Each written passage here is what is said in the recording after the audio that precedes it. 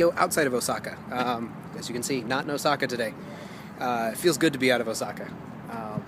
Just feels good to be out of cities. I mean, I'm in Kobe and in Kyoto on a pretty regular basis. Kyoto not as often as I'd like. But yeah, getting out and about and getting some fresh air. This is Owajishima behind me. I'm in Hyogo Prefecture. This big, beautiful bridge. And it's still foggy and kind of chilly, but it's nice. I came here for a kettlebell workshop.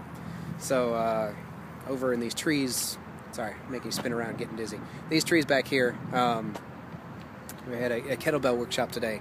I signed up online.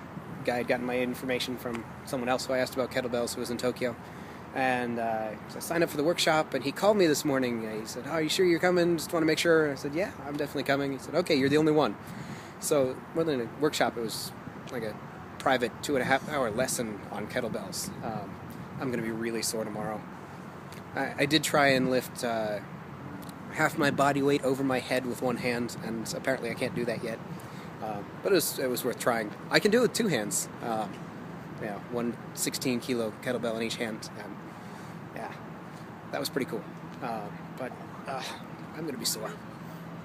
Also, I noticed with this bridge, I sat down, had a snack here, and I could hear an ambulance coming across the bridge. And just really taking its time. You could hear it slowly going all the way across. And I kind of wondered, are things that poorly planned out that an ambulance has to rush from this side of the bridge to that side of the bridge? Because I'm sure wherever it is not right on the other side of the bridge. There's got to be closer things on the island. That's a reasonably long bridge. If so, that's poor planning. So my theory is that the guys in the ambulance just really, really like to use their sirens. And I have that same theory by my apartment as well, because I'm kind of near a hospital, and at night you'll hear the ambulance come up, and they come to that corner right in front of my apartment, and it's the middle of the night. You know no one's down there, and you hear them slowly pull up to the corner, and sirens are blaring, and then they hit the turn signal, and the ambulance goes, "This ambulance is turning left. This ambulance is turning left." And then it makes its turn and ambles down the street at about 10 miles an hour, blaring its siren the whole way. Ambulances are completely different from the States, where in the States you see them rushing, and they go through at 50 miles an hour through the intersection, sirens blaring, and then it's, it really is the sound, and it really does mean get out of the way, but they're actually moving fast. And here, no one pays attention, and it's just making noise. So I'm sure they just like to use the sirens. I think that's my theory on it. I was going to tell you one other thing. I did a modeling job this week through the modeling company, and I'm not allowed to say what it is.